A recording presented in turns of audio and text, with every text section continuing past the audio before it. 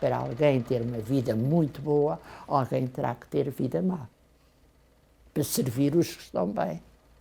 Eram os negros. O racismo era o sustentáculo do colonialismo.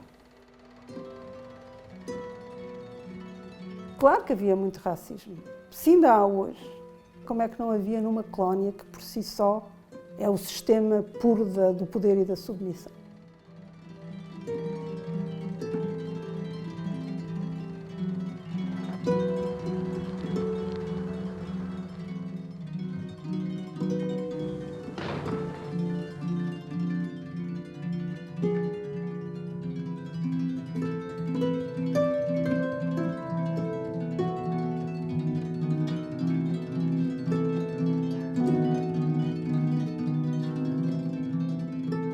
Angola é uma criação portuguesa e não existe sem Portugal.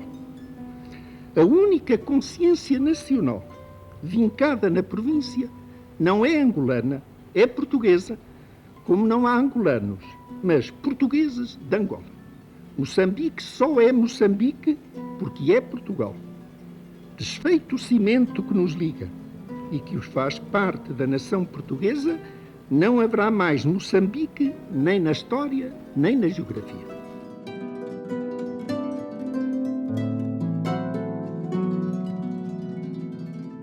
Senhores telespectadores, dentro de momentos, aqui do Cais de Alcântara, parte um contingente de cerca de 200 colonos para as províncias ultramarinas de Angola e de Moçambique.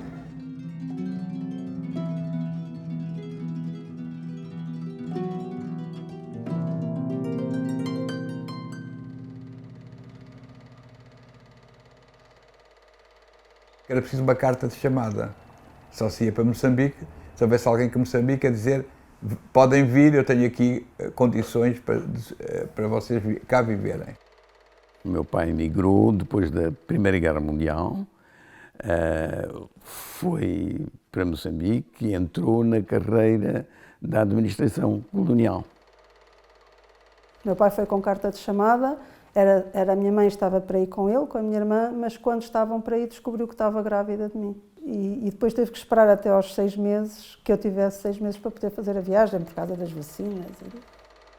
Foram viver para Luanda, para um pequeno bairro, que eu ainda me lembro muito bem, o primeiro bairro, que era um bairro tipicamente colonial, muito remediado, eu não direi pobre, mas muito remediado, que era um correr de 8 casas, o que se imagina da colónia, com o pequeno alpendre, com o quintal grande, com casinhas muito pequenas, pronto. E eram 8 casas de pessoas, todas vindas de Portugal, e que estavam lá trabalhando. O meu pai estava como biólogo da Diamanga. Vivíamos no Dundo. O Dundo era uma... não sei se poderei chamar uma cidade, não é? Naquela altura seria uma vilazinha. Uma vilazinha assim muito composta, não é? Parecia daquelas cidades americanas com os jardins de relva, sem muros, com sebezinhas, não é? Todas cheias de florzinhas. Cada casa tinha um jardineiro, atribuído pela Diamanga. Nós não pagávamos nada. A casa era fornecida pela Diamanga. E a alimentação também. No início, que eu me lembro, eram só europeus que lá viviam. Havia uma geografia também diferente, que tinha a ver com a posição social. A parte sul era a parte dos fumos e a parte norte era a parte dos mecânicos. Esta era uma categoria dada esta nomenclatura, esta dicotomia, era dada pelos próprios Chokwe, porque chamavam fumos àqueles cujas mulheres fumavam, por sinal de distinção social.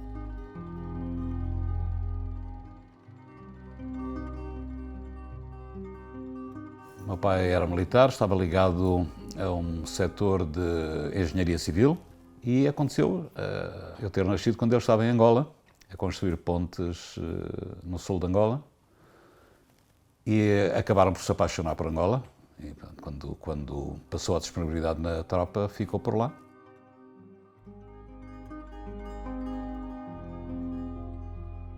Que condições socioeconómicas é que tinham na altura? Não muitas, mas o suficiente para criar os filhos. Deve imaginar que em 1949 os militares não podiam ganhar grande coisa, não faço ideia quanto ganhavam, mas não tenho memória de grandes dificuldades, embora sempre a memória de não ter tido luxos. E lembro-me de setores muito claramente definidos da zona branca angolana, dos ricos, dos remediados e dos pobres, digamos que nós estávamos na zona dos pobres. No essencial não tínhamos falta de nada, no plano da alimentação, mas no resto as coisas eram muito complicadas.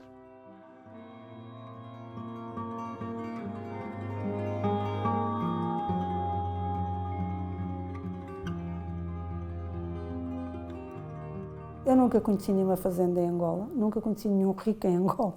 Eram vidas decalcadas da metrópole. E mitificava-se tanto a vida da metrópole, como os da metrópole mitificavam a vida de lá. Portanto, o logro era bilateral.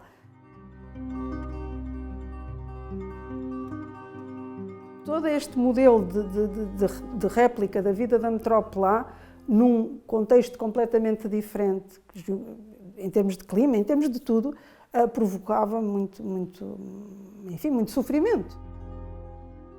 Como sempre, um regime injusto não é bom para nenhum lado. E, agora, claro que os brancos estavam em posição de poder e, portanto, era menos mau para os brancos, obviamente.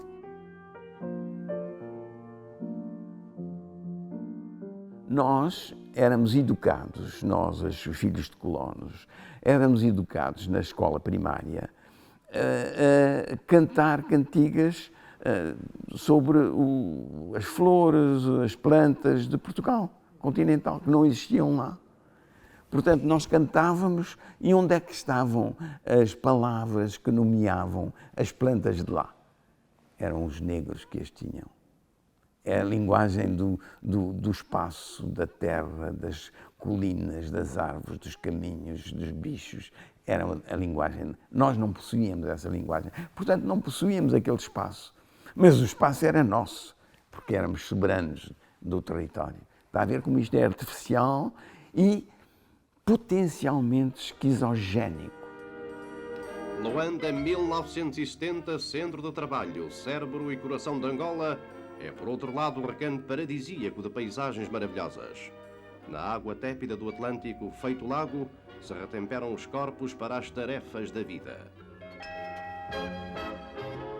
Há uma espécie de esquizofrenização do colono evitada, sempre evitada. E como é que se evitava? Com o gozo do lazer eterno, da praia, com uma espécie de expansão corporal. Temos uma vida de lazer, de trabalho também, mas de lazer especial que nunca teríamos na metrópole. E nesse aspecto somos eleitos, privilegiados e superiores. Isso é decisivo para a formação, terrível. Eu levei anos em França depois para me libertar dessa consciência de ser um eleito. Espero ter conseguido.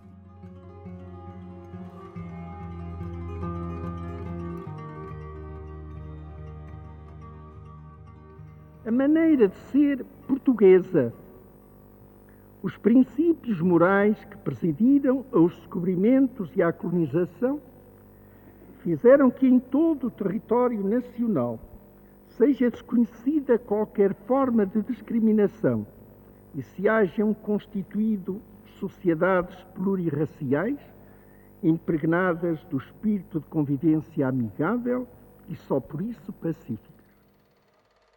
Cada cidade era uma ilha. Por exemplo, Climane, onde eu vivi a minha infância, os brancos que lá estavam não conheciam o território para lá, para além das fronteiras da cidade.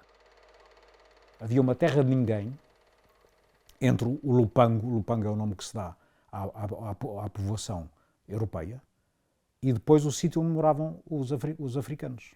Distante do centro, onde estava concentrada a habitação dos brancos e os negócios dos brancos.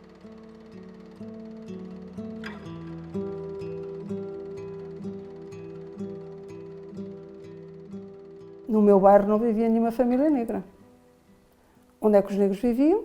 Viviam nos moceques, viviam à volta. Mas os negros apareciam sempre para trabalhar. E era um bocado como Lisboa hoje. Quem se levanta muito cedo, como eu, por exemplo, levanto-me às 6 da manhã e faço a minha caminhada às 6 da manhã, noto que há uma vaga negra que vem para Lisboa, as trabalhadoras domésticas, não é? Os trabalhadores da construção, digamos que se vêem poucos brancos nessa madrugada e muitos negros, e do Lubango também tenho essa memória. Portanto, vinha uma vaga negra de manhã, que eram as criadas, as empregadas domésticas, os trabalhadores de vários serviços, braçais, sobretudo, e depois ao fim da tarde era o refluxo da maré, e a cidade branca era sobretudo branca durante a noite, não é? Durante o dia, naturalmente, também se notava que era uma cidade branca, porque a parte negra estava um bocado escondida dentro de casa, nas arrumações e nas limpezas, ou nas obras. Portanto, a ideia que se transmitia do Lubango era de uma cidade rigorosamente branca.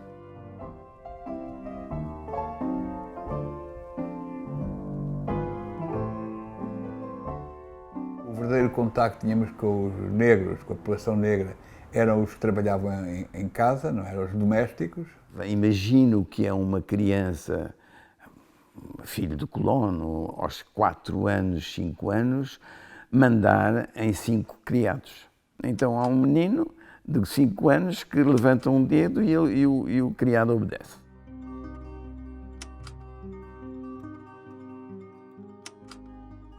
O criado era a maneira de fazer com que o miúdo se sentisse eleito.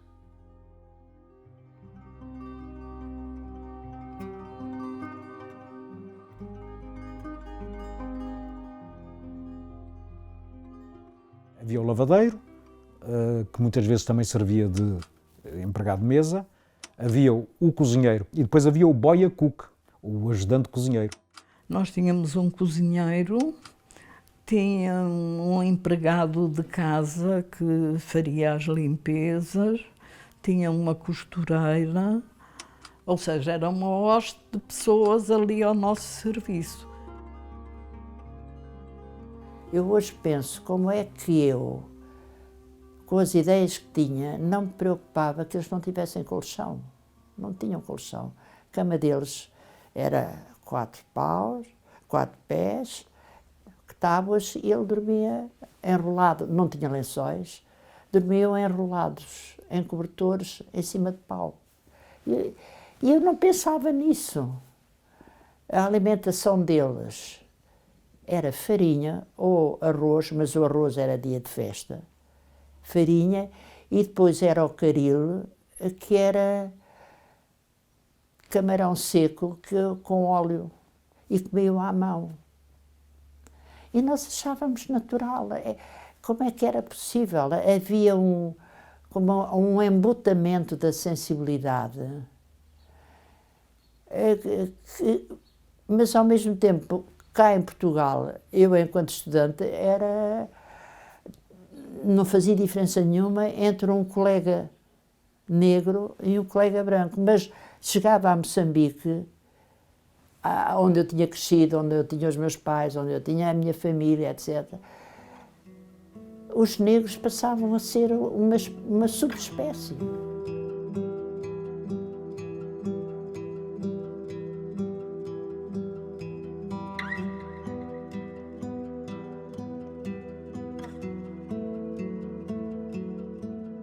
O salário era absolutamente ridículo, era um salário de facto de subsistência, portanto era muito parecido com a escravatura.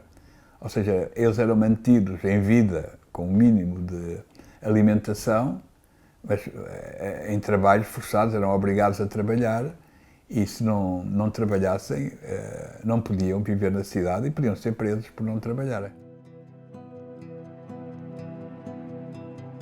Os criados, que eram sempre africanos, não podiam circular no Douro depois das 17h30. Só podiam se levassem um documento chamado a Chitupa, que era uma caderneta assinada pelo patrão. A dizer que eles tinham ido trabalhar, porque fossem apanhados na rua, fora da casa, não é? Sem a caderneta assinada, eram levados ao posto para receberem palmatoadas. Quer dizer, era uma segregação absoluta. Nem todas as famílias tratavam da mesma maneira os empregados negros, criados negros. Mas todas aceitavam que aquilo era a situação colonial. Todos nós usufruíamos do colonialismo, eu evidentemente também usufruí do colonialismo. Todos os brancos de Moçambique não só usufruíam do colonialismo, como eram agentes do colonialismo, porque o Estado português era muito frágil em Moçambique. E se não fosse o apoio que tinha dos colonos para manter a ordem colonial, evidentemente não havia ordem colonial possível.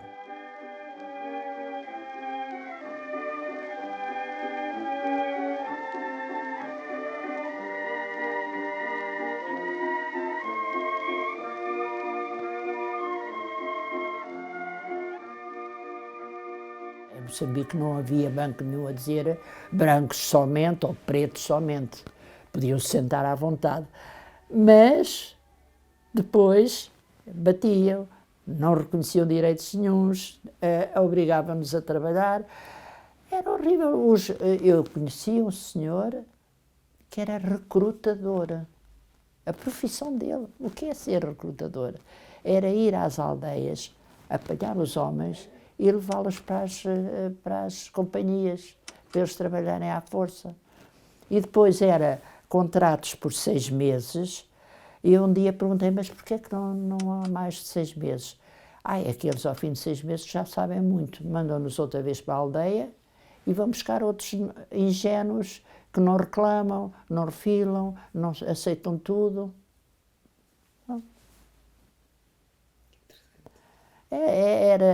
O colonialismo português era requintadamente mau.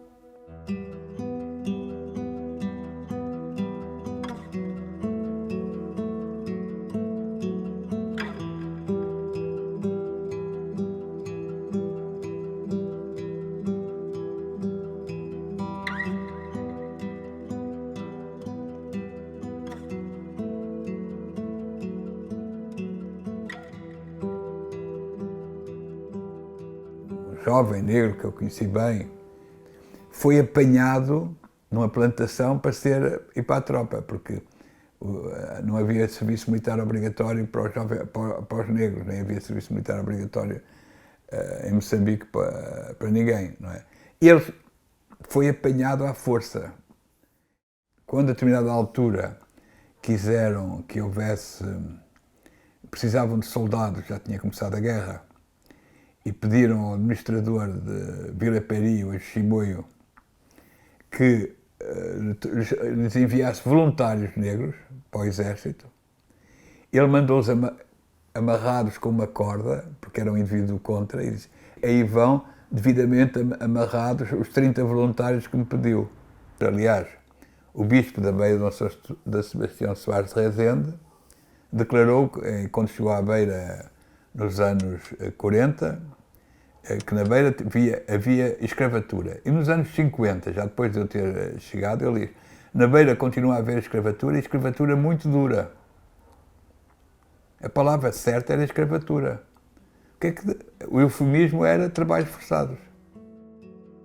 E às vezes, eu tenho uma memória muito curta disso, mas havia os chamados cipaios, que eram negros em posições de comando, mas a um nível muito, muito baixo. Sei lá, havia o administrador de posto, havia o militar, havia o polícia, tudo branco, não é? E depois havia o cipaio, que era uma espécie de guarda básico, não é?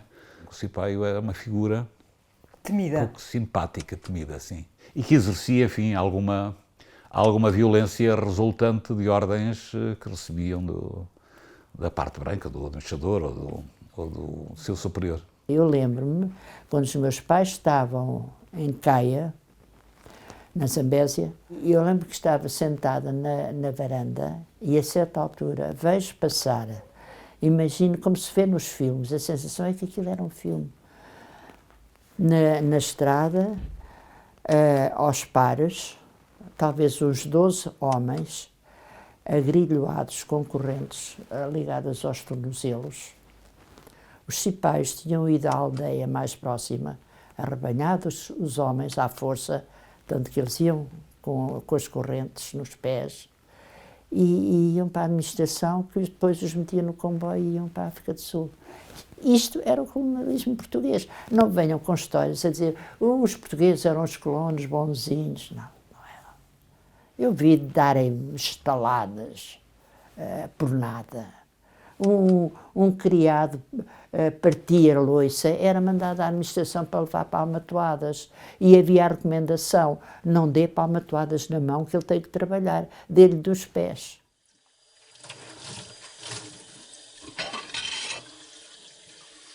Eu fiz um pequeno filme para o Cineclube a denunciar um dos aspectos mais gritantes deste colonialismo íntimo. E o que é extraordinário, que mostra o domínio absoluto e que cria a situação de trabalho forçado e de falta de direitos, não é? É que o empregado o criado ia com o bilhetinho à esquadra, levava as palmatoadas e voltava para casa. Em minha casa isso nunca aconteceu, mas em casas perto da nossa isso acontecia. Lembro perfeitamente ter desaparecido uma ou duas ou três vezes, talheres. Talheres de prata. E os criados iam à CID. Apanhavam as palmatoadas e diziam que tinham roubado. E depois, umas semanas ou uns meses depois, vinha-se a perceber que estava caído atrás da... E eu sentia isto como uma enorme injustiça. Uma casa provisória dos meus pais, em Lourenço Marques, era diante de uma esquadra de polícia. E eu via os negros saírem, ouvia-os gritar, porque estavam a apanhar as palmatoadas, ouvia-os gritar, ouvia-os a sair a chorar. Homens, isso eu vi.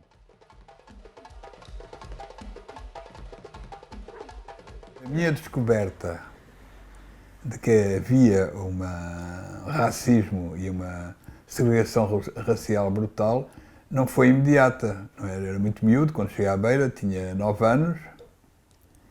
Foi a pouco e pouco, sobretudo ao compreender que essas pessoas não tinham direitos nenhuns.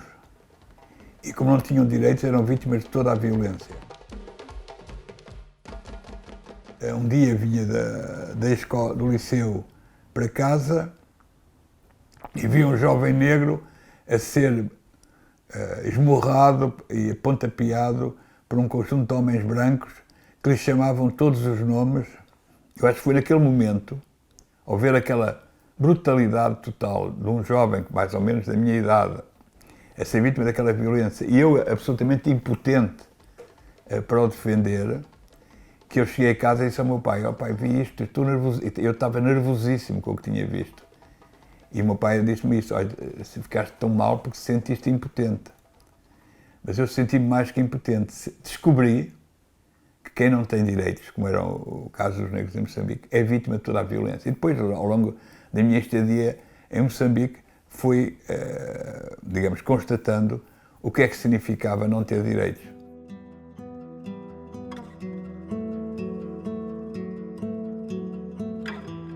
Eu lembro-me de uma vez um amigo meu, eu chegar ao quarto dele e ele lança-me uma coisa para as mãos.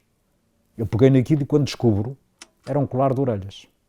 Tinha sido trazido pelo irmão dele, que era a primeira vez que chegava ao Dundo depois de se ter voluntariado para os comandos.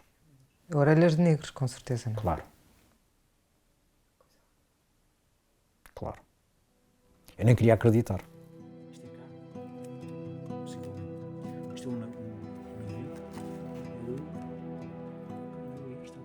Nos diários do meu pai, o meu pai narra uma história muito interessante. Numa segunda-feira, dia 24 de julho de 61, diz ele: "O doutor contou-me que em Carmona, um rapaz de 13 anos, a quem os pretos mataram o pai, foi autorizado a retalhar à catanada 4 pretos amarrados, suspeitos, e depois de sepulcros." Nem direito à vida tinham, é isso que é importante sublinhar, não é? Isso era criticado. Mas isso não punha em causa o sistema colonial, está a ver?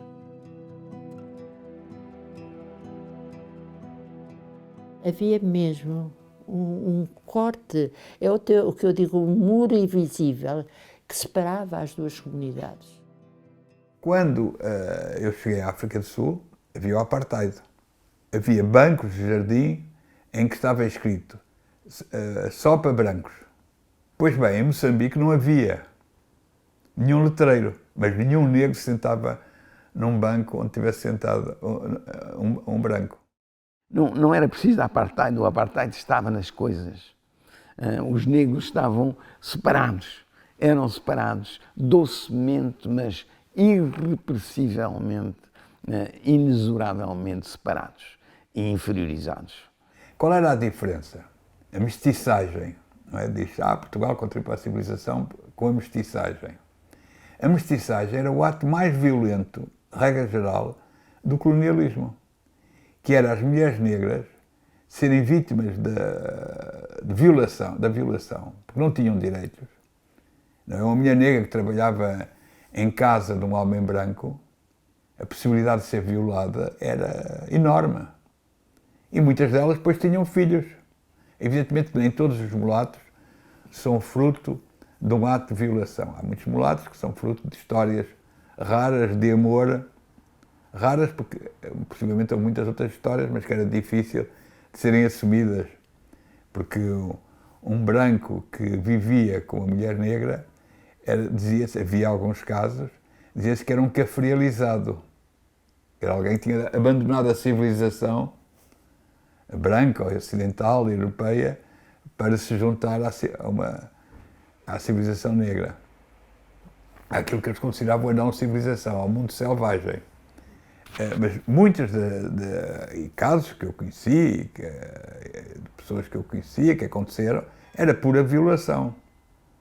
Os brancos moçambicanos orgulhavam-se, eram orgulhosos, não, nós podemos ter relações com as negras, enquanto que os sul-africanos não podem, não é? Mas em que condições tinham as relações com as negras, não é?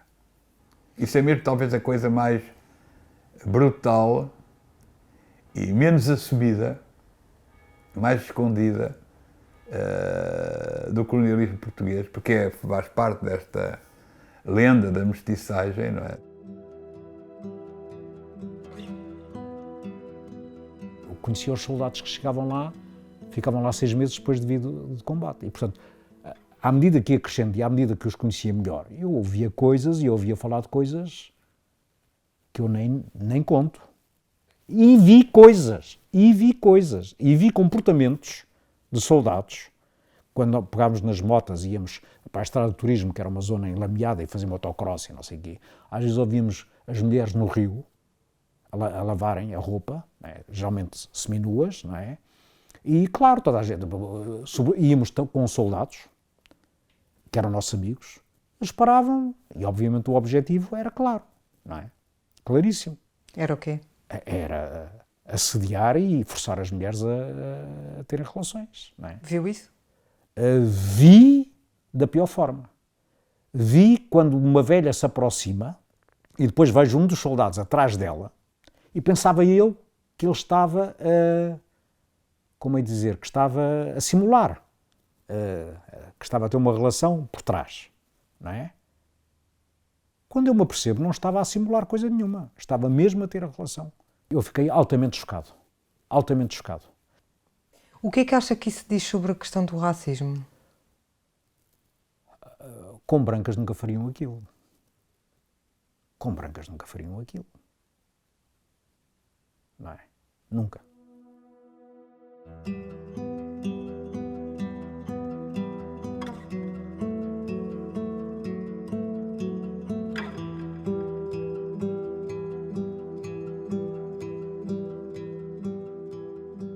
Todos os meus amigos dizem, ei, eu era tão feliz. E eu tenho a certeza que não era assim tão feliz.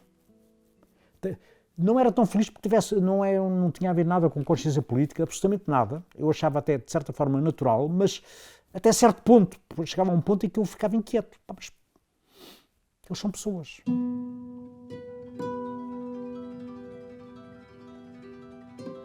o objeto do racista ou é subhumano, ou em todos os casos, em todas as versões do racismo mundial, ele é desvalorizado enquanto ser humano. Aquele ser está a sofrer porque é considerado um ser inferior, ontologicamente desvalorizado.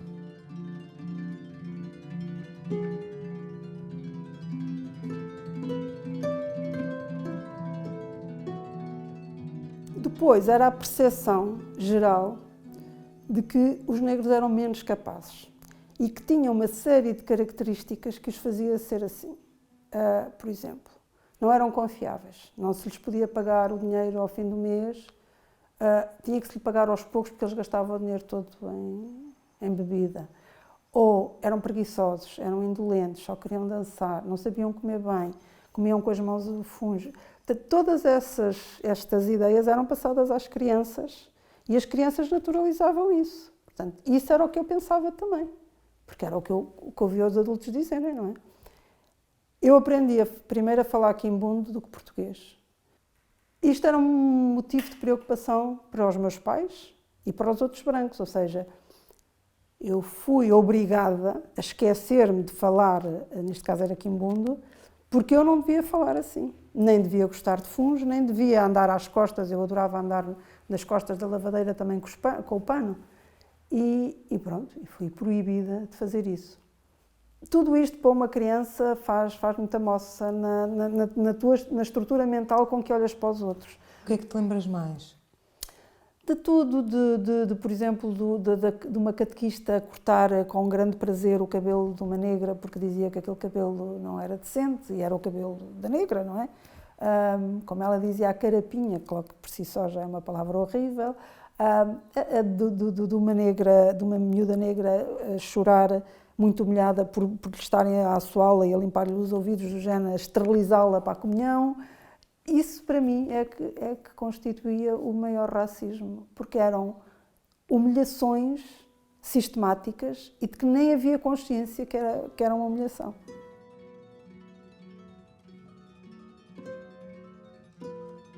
As pessoas, quando estão normalmente a abusar os outros, arranjam sempre uma maneira de transformar o abuso num favor. A minha mãe vem de uma das primeiras famílias batistas, ainda na Primeira República, de Viseu. Perguntei-lhe se éramos todos filhos de Deus, porque é que nós brancos vivíamos daquela forma e os pretos viviam de uma forma completamente diferente. E a minha mãe diz-me, sim, somos todos filhos de Deus, mas uns pecaram mais e outros pecaram menos.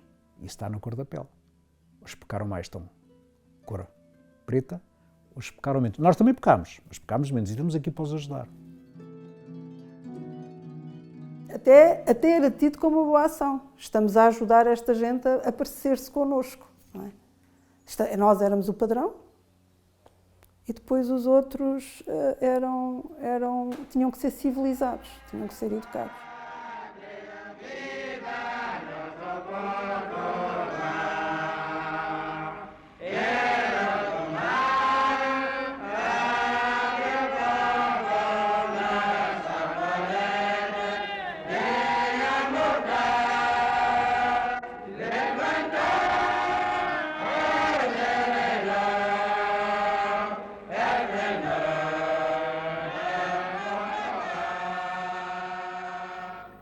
Nós somos uma velha nação que vive agarrada às suas tradições e por isso se dispõe a custear com pesados sacrifícios a herança que do passado lhe ficou. Mas acha isso natural? Acha que lhe cabe o dever de civilizar outros povos e, para civilizar, pagar com o suor do rosto o trabalho da colonização? A Frelimo proclama hoje, solenemente, a insurreição geral armada do povo moçambicano contra o colonialismo português para a conquista da independência total e completa de Moçambique. Liberdade, alegria. Liberdade,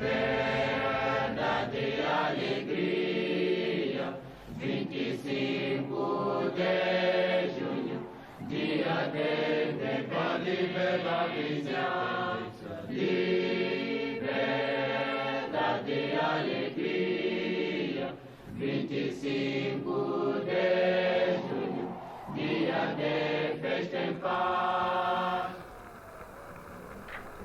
Angola vive um momento difícil, um momento de ansiedade e esperança.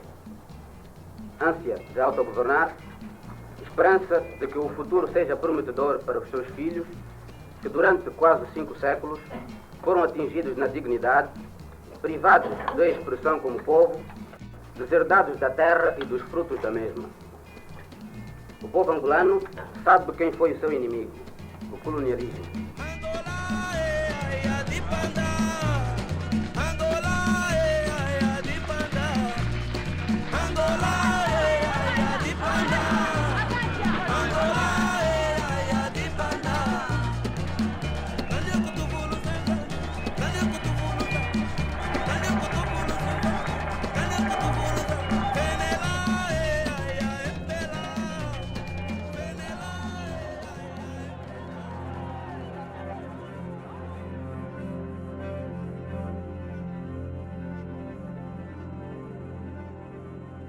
Sabíamos que estávamos em perigo, começou toda a gente a ir embora, ficámos cada vez mais vulneráveis, os brancos, que eram menos, ficámos cada vez mais vulneráveis, os serviços fecharam todos, fechou as escolas, fechou tudo, as lojas, etc. Foi a debandada geral, deixámos de poder andar em segurança, passou a haver o recolher obrigatório, começaram não sei quantas raparigas a serem violadas, mortas. Depois passou a ser isso, não é? Passou a ser, tu podias ser morta ou por acaso, como as balas perdidas.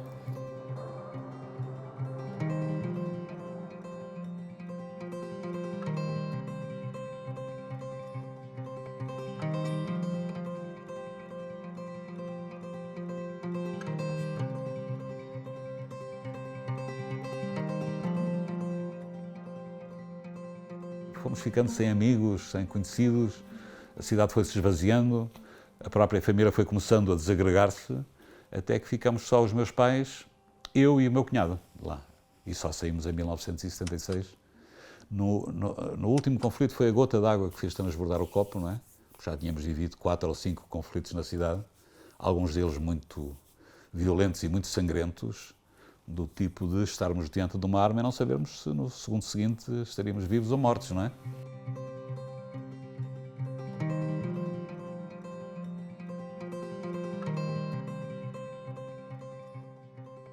Quando o sistema se desmontou, houve muito medo, não é? Houve muito medo. Mas nada é comparado com o desalento e o desconsolo e a raiva da vinda, nada.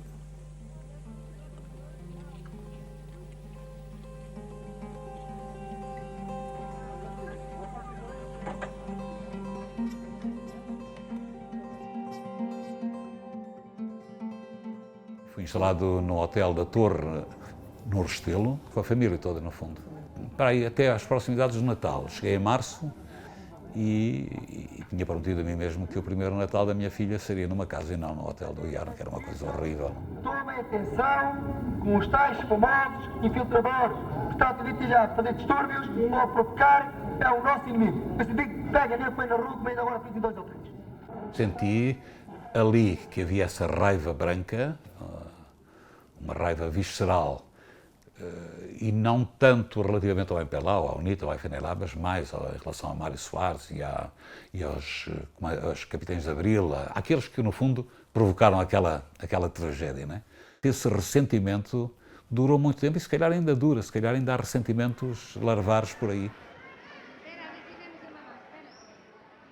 Não consigo imaginar a experiência mais, como é que eu ia dizer, violenta, devastadora,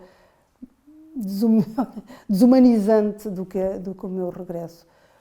Por ter acontecido assim, por ter ido para trás dos montes, que era o oposto da minha vida, por ter perdido a minha família nuclear, os amigos, tudo, e também por ter deixado de ser quem era e ter passado a ser um elemento de um grupo altamente estigmatizado.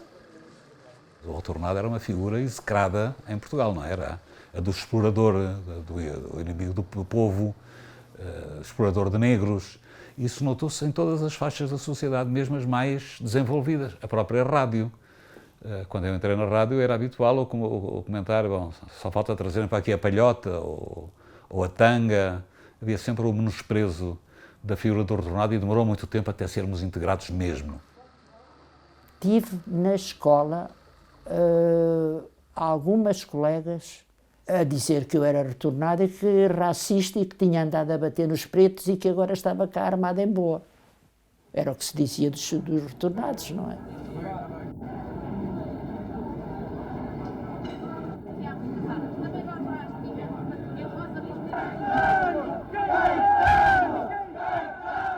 E havia que encontrar num povo que se submeteu a uma ditadura durante 5 décadas, não são de 5 dias, não são 5 meses, são 5 décadas, havia de encontrar os vencidos do regime, que não são eles, obviamente, porque no dia 25 de Abril era tudo antifascista e tudo de esquerda e tudo, estava tudo no 1º de Maio.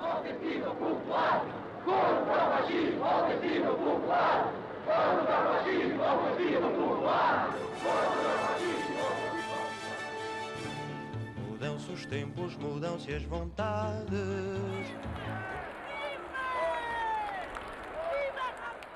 Portanto, quem foram os vencidos do regime foi aquele grupo, foram os retornados, aqueles é que eram os colonialistas, é que eram os fascistas, é que eram os... Portanto, de repente, toda a ditadura esteve aparentemente apoiada num grupo de pessoas que estavam fora daqui. Sempre foram precisos os recursos do Império para manter a vida na metrópole. Por isso, o sistema, fomos todos cúmplices, não foram só os que estavam lá. Os que estavam cá também eram, óbvio. E quem não precisa resolver os seus problemas, que se deixe ficar.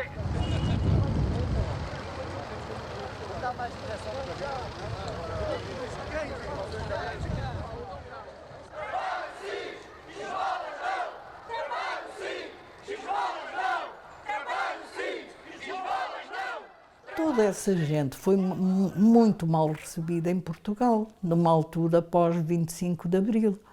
Eram os colonos, pois, estiveram lá a explorar os pretos e agora vêm para aqui e instalam-nos nos hotéis. Eu não estava cá nessa altura, não é? Mas lembro-me bem de Luanda, só se ouvir martelar, as pessoas fazerem os caixotes para embarcarem.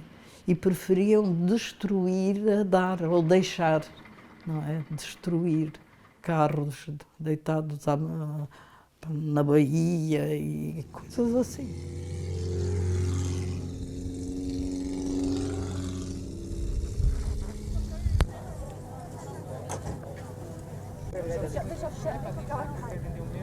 Olá!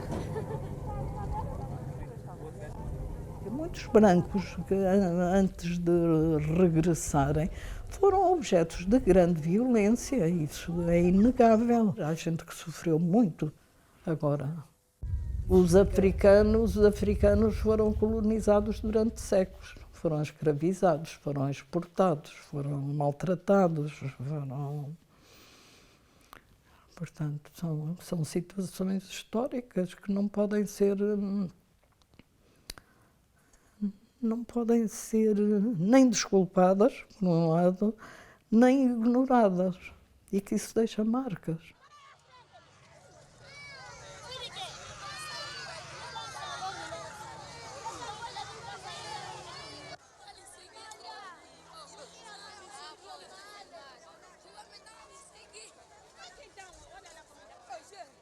Este problema hoje de ressurgimento destes movimentos nacionalistas e identitários tem uma grande influência, porque pessoas que não sabem o que é o seu futuro, que estão preocupadas com o seu presente, agarram-se ao passado como se aquilo que se chama uma retrotopia. Ou seja, o passado ainda torna-se muito belo, porque é aquilo que lhes dá, pensam eles, alguma dignidade, algum valor.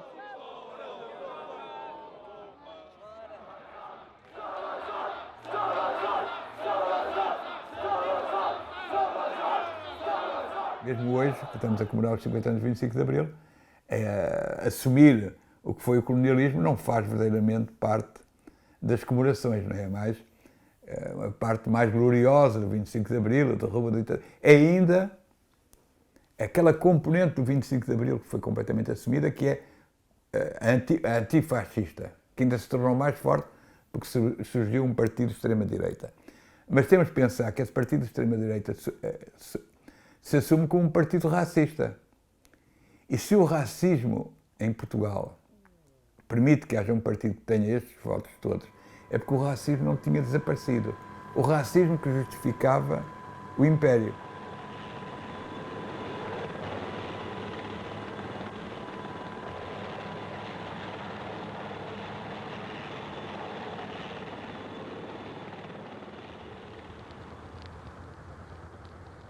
A guerra colonial é um legado que não está resolvido em nós. Não está resolvido durante muitos anos. Não se falou nas feridas da guerra colonial, não se falava na guerra colonial, como se não tivesse existido. Os militares que fizeram a guerra colonial foram os heróis da democracia portuguesa. Não abriram o dossiê dos crimes da guerra colonial. Não é? O Iriamu, etc., isso nunca foi discutido. Nunca houve um livro negro dos crimes do colonialismo. Houve um livro negro do fascismo. Ou seja, o 25 de Abril, do ponto de vista cultural, do ponto de vista dos valores, das ideias, foi antifascista, mas não foi anticolonialista, nem antirracista. Não, porque fazia parte, quer dizer, o racismo era o sustentáculo do colonialismo. É isso que é importante. O racismo português tem essa particularidade de ser o racismo sustentáculo de um sistema de opressão colonial em África. O assumir que o colonialismo tinha sido uma brutalidade enorme, os militares portugueses não o fizeram, a sociedade portuguesa não o fez, e, portanto, há algo que está na essência da democracia, daquilo que foi a democracia portuguesa, que é colonial, que é não se ter rompido com o colonialismo, com a narrativa lusotropicalista de que o colonialismo português era diferente. Isto é passar a fazer parte da identidade portuguesa.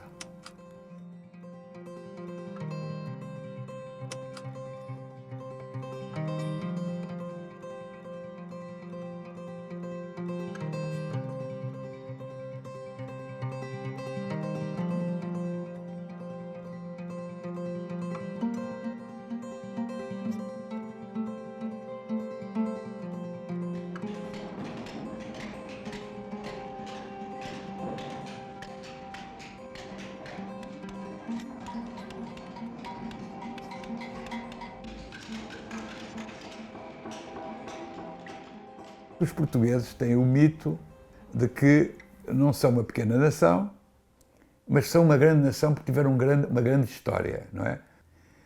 Há 50 anos dessa história, os 50 anos da ditadura salazarista, que é impossível pintar como um período glorioso. Portanto, muito do que se esconde do período da ditadura e a retórica sobre a ditadura hoje, que é apresentada pela extrema-direita, tem a ver porque se destruir o colonialismo português é destruir uma longa história imperial. É transformar o mito fundamental da nação portuguesa em algo que tem muitos pés de barro. O colonialismo, os trabalhos forçados, a opressão colonial, a violência sobre as mulheres, a recusa das culturas tradicionais, a violência sobre a cultura moçambicana e sobre as culturas africanas, é parte, destrói esse mito.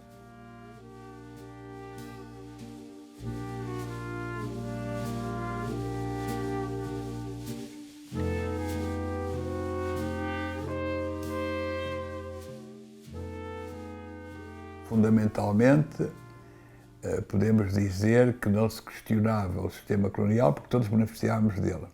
Porque era o sistema instituído.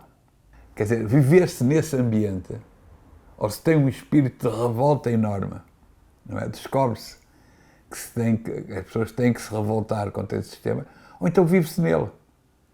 E todos nós vivíamos nele.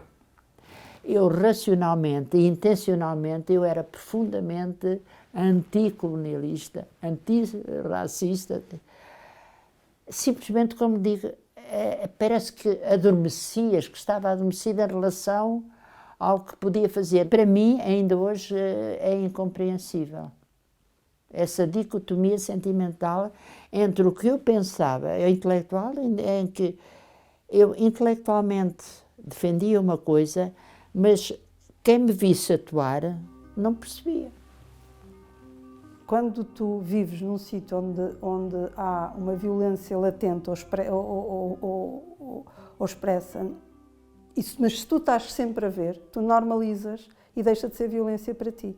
E, portanto, tem que ser através da memória, da ida ao passado, para tu dizer, isto não era bom, com aquilo que tu, entretanto, aprendeste.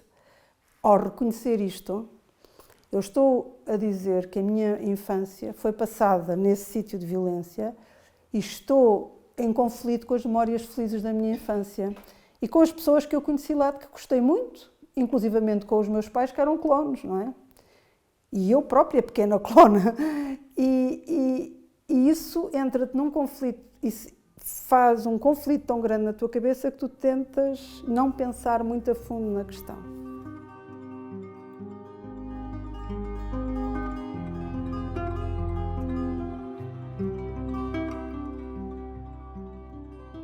Eu acredito que a maior parte das pessoas acredite mesmo que não era racista, nem que não estava numa situação favorável. Acredito que se convenceram ao longo do tempo, não é? Que era assim que devia ser e que eles fizeram o melhor que podiam. Porque estas pessoas também foram vítimas e o problema é quando uma vítima se transforma em agressor. Estas pessoas também lhes foi prometido que iam para lá e que aquilo era nosso e foram com carta de chamada e, portanto, estas pessoas de repente, de um momento para o outro, viram-se sem nada. E isto é terrível. São tão vítimas que deixaram de ser capazes de perceber que o que estavam lá a fazer não era grande coisa. Porque o que interessa é a tal memória privada, não é? Há duas memórias. Há a pública, o que é uma colónia, como é que se vivia na colónia, e depois há as nossas vidas. E as nossas vidas são sempre outra coisa.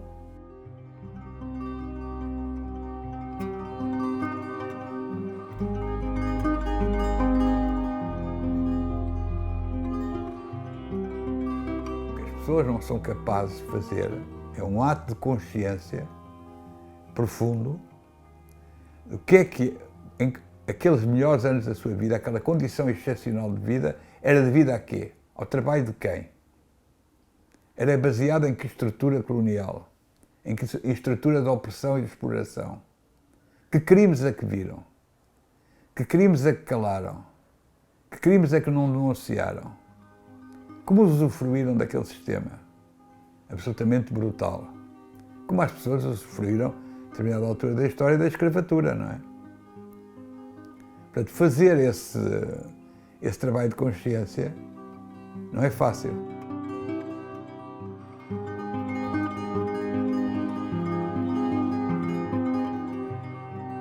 Quando não resolvemos um conflito grave do passado, ele reaparece violentamente no futuro.